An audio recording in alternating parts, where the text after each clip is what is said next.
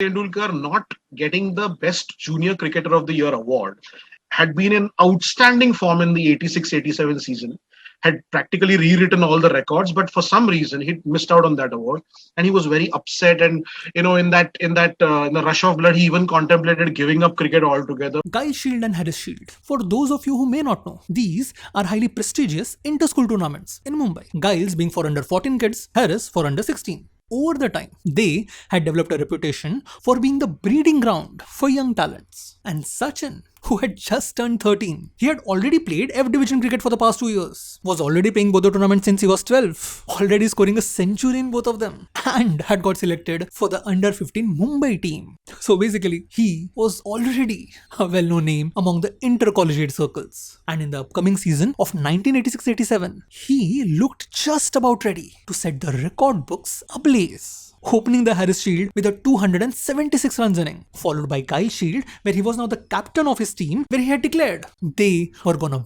win it all this year. All while playing 159 runs not out knock, along with taking 4 wickets for just 29 runs.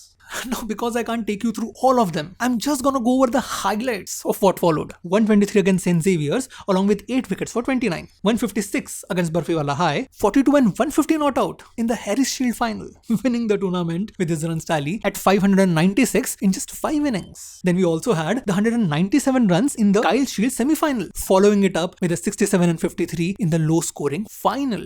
By the time the dust had settled, Sachin, going above and beyond his words, had pulled off a historic Harris Giles double, scoring a total of 1,261 runs in 10 innings. Such was the magnitude of this achievement that he would be interviewed by a newspaper for the very first time. The next day's issue reading, he loves to attack from the word go, keeping Sunil Gavaskar's defense and Vivian Richards' attack as his inspiration. Years later, the interviewer, Sunil Warrior, would laughingly say, "I made Sachin famous, and then he made me famous." Now, most would have reveled in this victory for some time, but Sachin was in the end Sachin. The very next day, he would be off to a new match, going on to play in the Cosmopolitan Shield, the Bombay Junior Cricket Tournament, the Mahim Dadar Shield, BCA Colt, and the Gordon Das Shield.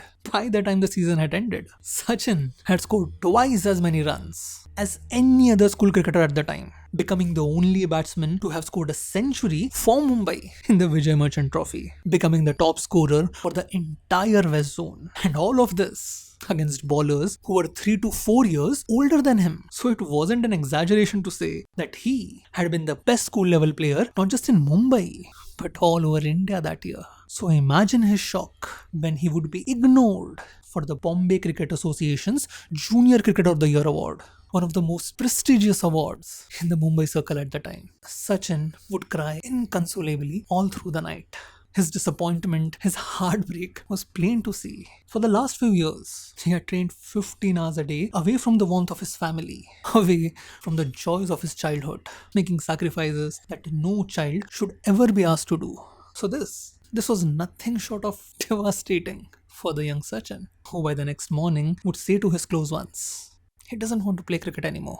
Somebody who had played cricket for 3 years straight without missing a single day just didn't want to play anymore.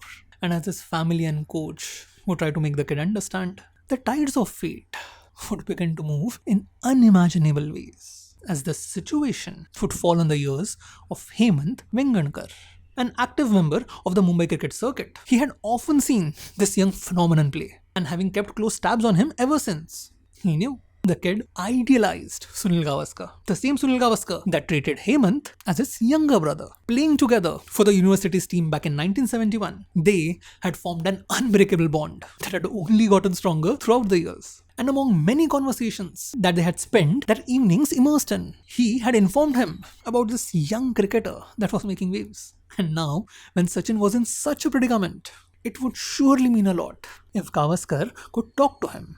But there was a problem. Gavaskar was just about to leave for London to participate in the MCC Bicentennial Test, the last test match that he would ever play, declaring his retirement right there in London itself. So if not now, it was gonna take months for him to come back. So Vengankar would ask Gavaskar right there in the airport lobby itself to talk to Sachin or just get in touch with him if possible. And Gavaskar in response would take out his letterhead and write a letter that would go on to become a legend in Indian cricket. A letter that would read, Dear Sachin, I wanted to write earlier, but something or the other came in the way. Congratulations on your performance last season. Keep it up. Don't be disappointed at not getting the Junior Cricketer Award. If you look at the past award winners, you will find one name missing. And that person has not done badly in Test cricket. That one person being Sunil Gavaskar, of course. Could you imagine the impact that those words had on Sachin? Somebody whom he had seen and tried to copy his entire childhood. Somebody whom he looked up to and dreamt of playing with one day.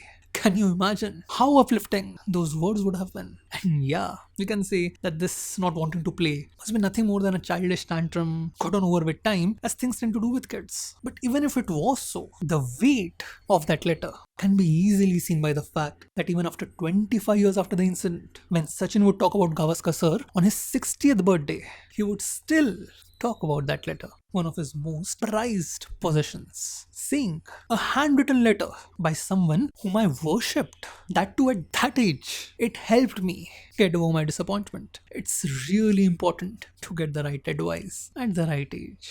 The advice that then contributed in a 14-year-old Sachin, scoring 1025 runs in just 5 matches of Harris Shield, making that historic partnership with Vinod Kamri, getting selected for the probables of the Mumbai Ranji team, and getting the Best Junior Cricketer of the Year award the very next year.